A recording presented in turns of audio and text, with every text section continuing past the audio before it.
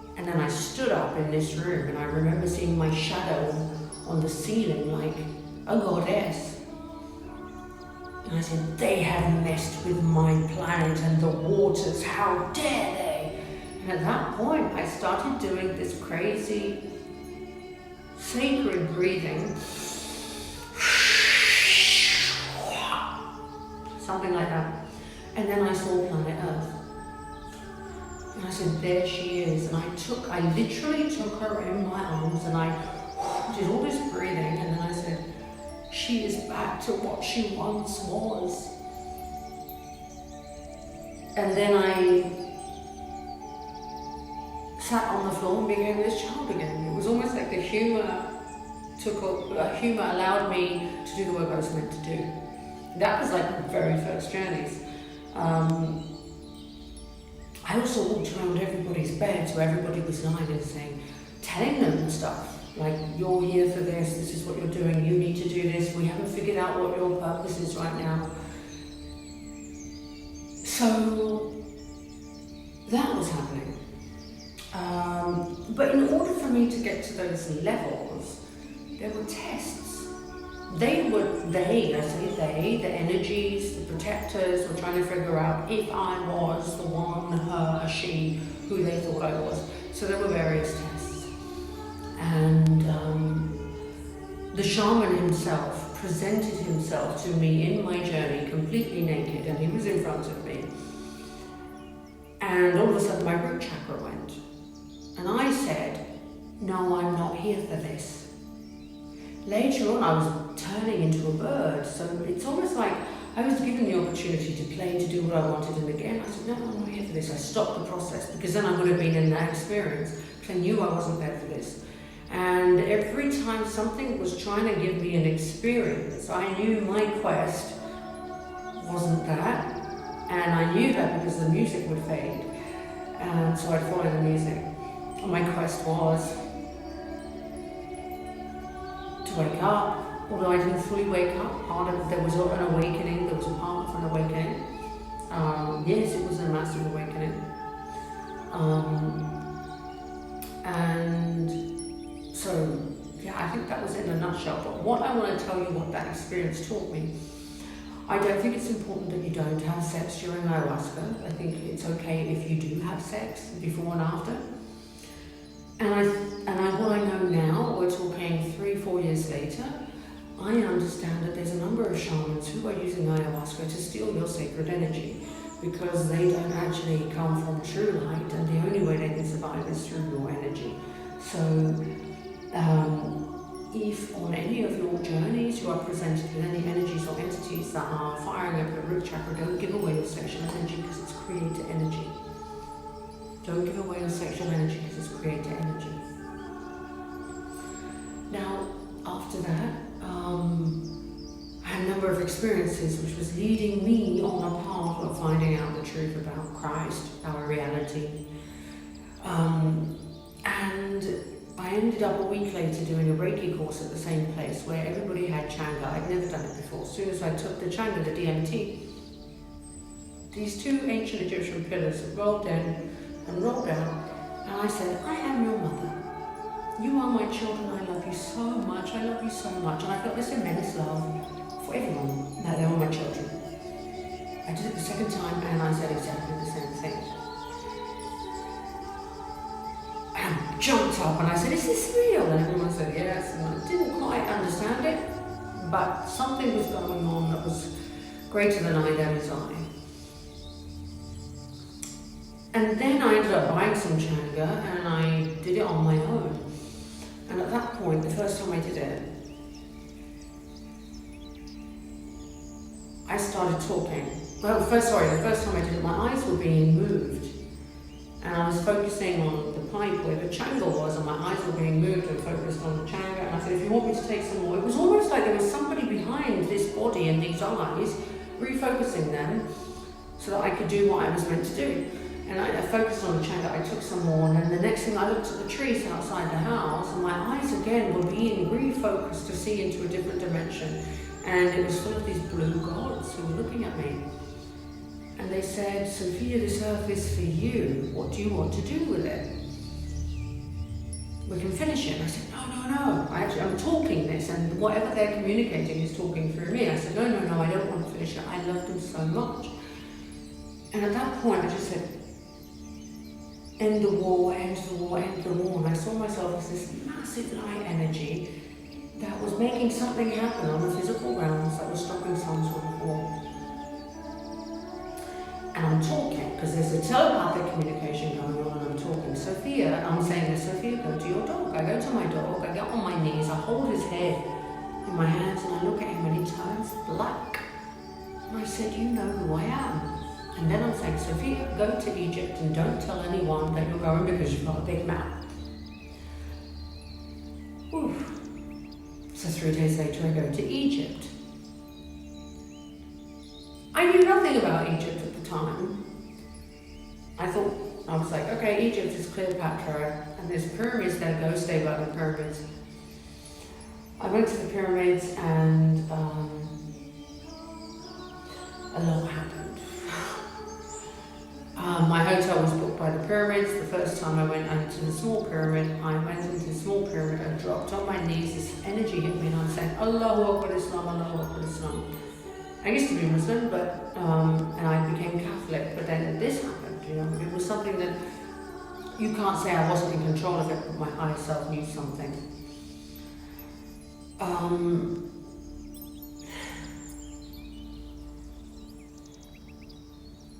not sure I meant to tell you the whole of the story. Tell them.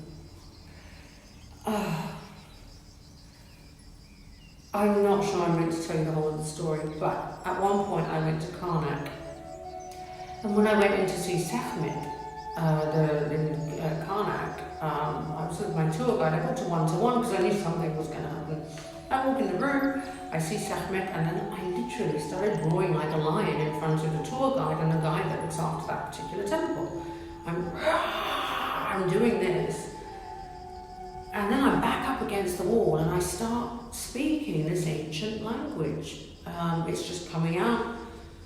And then the guy who looks after the temple, I found out later he was an ancient priest, stood in front of me and started repeating what I was saying.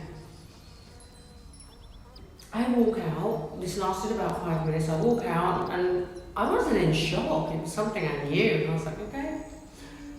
And then my tour guide, who was a spiritual tour guide, said, they want to take you somewhere, will you go with them? Yeah.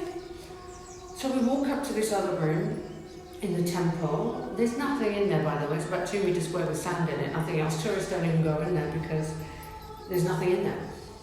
As soon as I head to the steps, I start screaming. 2 of these guys are holding my arm, and I'm like, ah.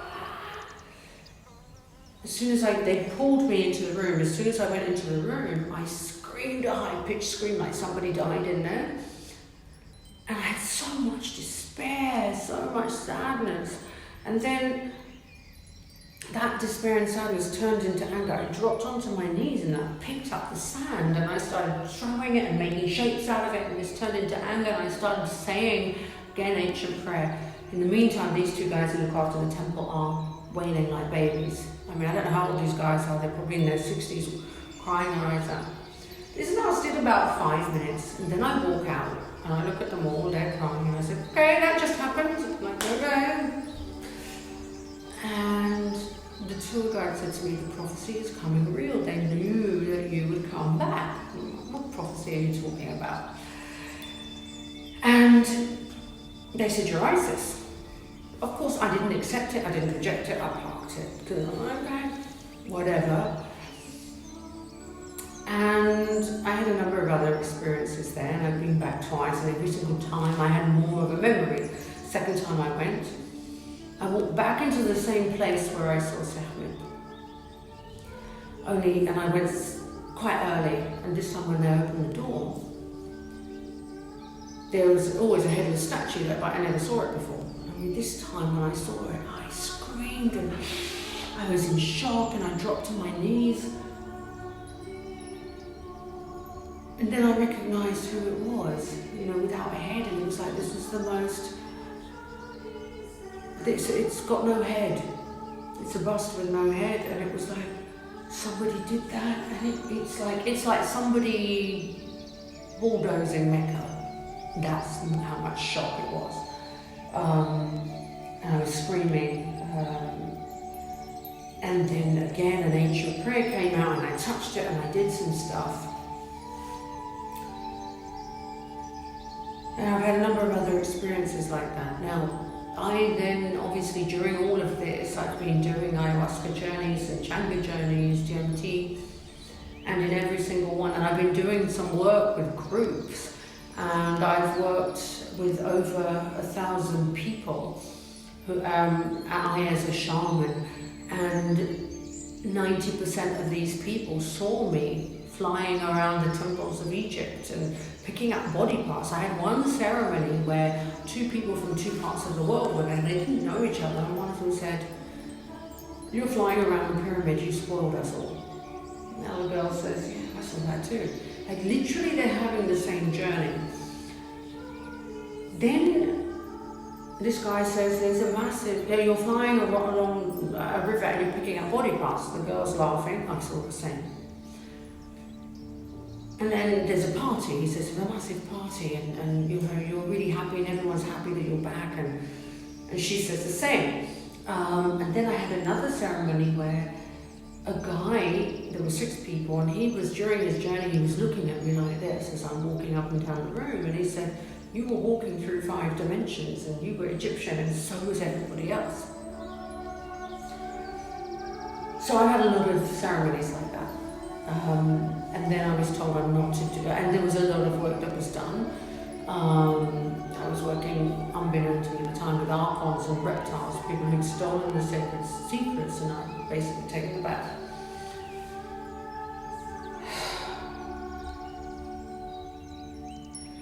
So there was also a very epic journey that I had where Nibiru was smashing into planet Earth, and I had to move the star constellations so that Nibiru could pass without hitting planet Earth. And I knew all of the constellations and the positions they were in, and I was working namely with Unicorn, Centaur, Capricorn, and Anubis. So the constellations, that was their names, and I've not studied any of this. You know, as I said, I came into this cold. I never knew anything like that. So it was my ancient knowledge.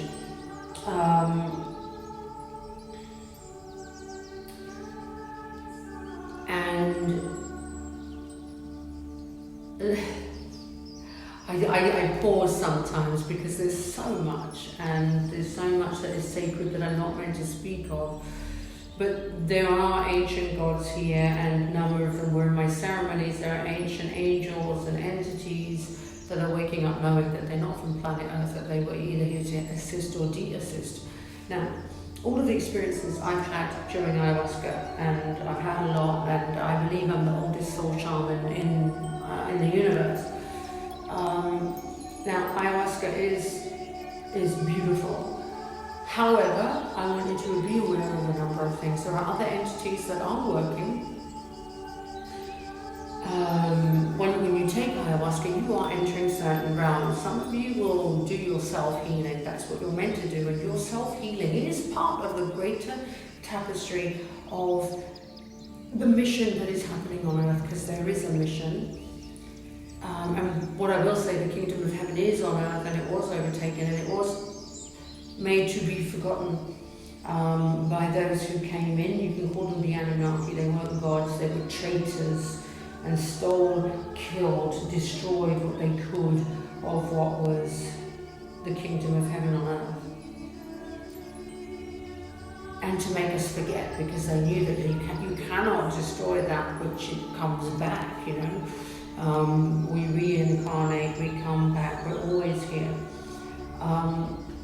But they wanted to make us forget that we reincarnate, that we come back. They wanted to destroy our power. Now, when you do journey with ayahuasca, of course the diet is important. And we are all very different frequencies and energies. We are all frequency and energy. And you will know what is of divine light and what isn't. There are reptiles and greys and archons. Now they have no more power, so they're doing their best to grab onto you as much as they can through your compassion. You don't need to have that anymore. If someone isn't lifted when you first give out your hand, let them go. Because if they don't climb up, they will sink back to what they are, and that's not divine light. So, on one of my journeys, this is when I was moving the constellations around, I was in this place again where I was letting go, and I'm drifting through these different layers. And this time I remembered, because you don't remember everything when you come out of ayahuasca. And this time I remembered these entities that were like, shh, playing rattles, like I was this baby asleep. And I'm asleep now, like a baby. And then every time I went to wake up, there's a rattle, shh, shh.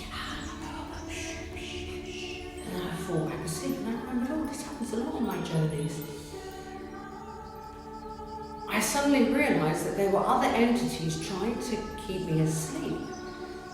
Because I was completely letting go, and I've done that before, and I thought that's what I had to do. And at that point, I said, Sofia Hayat is awake, and I woke up. I was actually on the toilet at this point, letting go of crap, thinking I was letting go of the crap of one particular person that was in the room, because I held her hand. I mean, hold your hand and let go of the crap. And came back into the room, lay down, and they were saying to me, you are creator, you are number one, you are separate from them. And at that point I went, no, I'm not, I'm at one with the children of the earth. And you need to listen to what we say so that you can get what you want. And I said, no, I don't need to listen to you anymore. I know what I'm doing. I am free.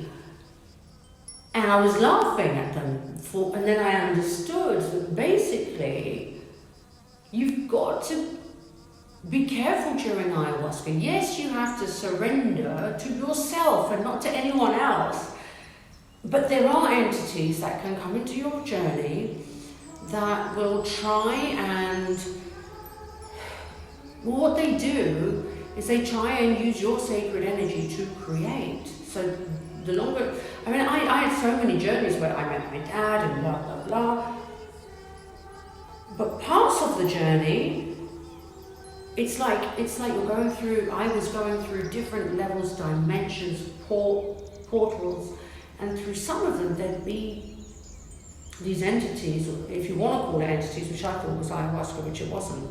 There was a beautiful entity once, and I remember it's almost like I came off a portal, and I'd recognized this old man with a long beard, looked a bit like Merlin, and he was with a woman, and they gave me some information and shone some light into my third eye, and I said yes, and I went forward. And on this particular journey, I ended up asking the lions to line up to the gateway to heaven, and then I opened the doors to the kingdom of heaven.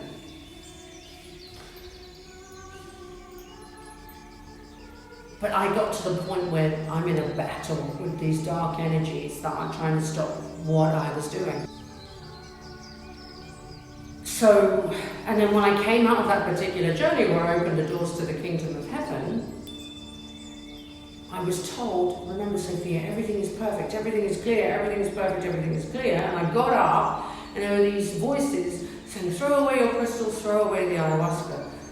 And that night I did. I poured all my ayahuasca that I used in ceremonies down the toilet, and my DMT. And then I said to the person who was there, who's very sacred with me, what do I do with my crystal? And he said, you've got to keep that. But they were telling me to throw it away, and I was meant to keep it. So in the end, they were coming in as I was coming back down to earth. So I'm going to finish this now just to say to you that when you do ayahuasca, first of all, never let anybody take your sexual energy. When you're on your journey, you might meet entities that trick you with their ayahuasca into keeping quiet and to surrender yourself. Never surrender yourself. You only surrender to yourself during your journey, your higher self. Remember that you are number one, that you are important. And once you understand that you are important, then you can go to where you're meant to go, whether it's for deep healing, whether you're a light worker and you're working for humanity. I remember at one point when I had a sword and and these two lions shot up from the side of me, and I was battling the dark energies trying to come into earth destroyed her. I was like, wow. And as soon as I said, wow, I understood that I'm not allowed to, I have to be in that experience and in that moment rather than think about it, because thinking about it would involve my memory, and my mind is not allowed to be involved in this experience. So I wasn't allowed to look at it, I had to be in it, completely present. Which is what I do when I channel, which is one of the gifts that woke up from the past life when I did ayahuasca, that I channel. I'm not involved, my mind's not involved. So when you do ayahuasca, no matter how much you think you trust the people that are holding the ceremony, ultimately trust yourself only. Always, if there's a question, always ask your higher self, because your higher self is the only one you should trust, which is also ayahuasca. There was a girl I know who went to do ayahuasca, and I said to her, if you need me, I'm here for your protection. And she said during her journey, when she was journeying, the shaman, a female shaman, who actually when you meet her is really sweet and beautiful and kind, came up to her when she was having a bit of trouble, and she said at that point you came in dressed in white with your back towards her, protecting me, and I knew she was trying to take something from me. So ayahuasca is beautiful. Protect you. The way you can protect yourself is by listening to your higher self. Don't listen to any other entity that comes in your journey. I had another group of people that I was working with, and one guy, this is with DMT, we did 5 or 6 journeys each, and he said, he was in a room, there was a bunch of aliens, they had tapes with his name on, but they were really pleasant.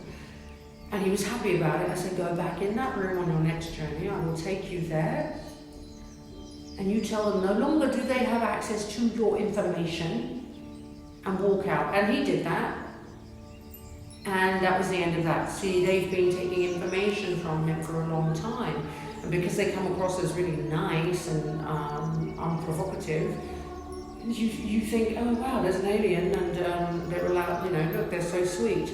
But no one's allowed access to your information. No one. Don't let them have access to your information. There are many of you who are using Aya for healing, but there are those of you who are light workers, who are having experiences involving Egyptian gods. Maybe you are one of them, maybe you are a reincarnation, and you've been led on a particular journey. I gave up all my work I've been traveling all over the world, Mexico, India, Rome, Jerusalem, Jordan, Petra, Mecca. I've been to all of these places being guided, and incredible things have happened. I've been activating the feminine energy in Mecca. I've activated all 3 pyramids now. And the kingdom of heaven is on earth, the gates are open, and soon you should all see. Allow yourself to honor yourself so much that if you do ayahuasca, the only person you listen to is yourself, your inner knowing, which is Aya, which is the mother, which is Christ, our son, which is Shiva, which is Allah, which is Buddha, which is me. So, which is ultimately you. So please allow yourself to trust yourself enough, to trust your inner voice and your inner knowing. I'm going to leave it there today. I'm hoping that this video has given you the information that will take you forward into your own awakening, into connecting with me and on my heart level, into connecting with the all, and with you, with me, as I am you and you are me. Let it be known that the truth is here, that you are the light, that you are the truth. Your voice is divine, your command is divine, your love is divine, the light that you are is divine. Bow your head to yourself in the knowing that Creator is you and you are Creator. I love you. Illallah aslamana huwa aslamana li aslamana shi aslamana luna ki aslamana shi aslamana luna innallah shi luna sola innallah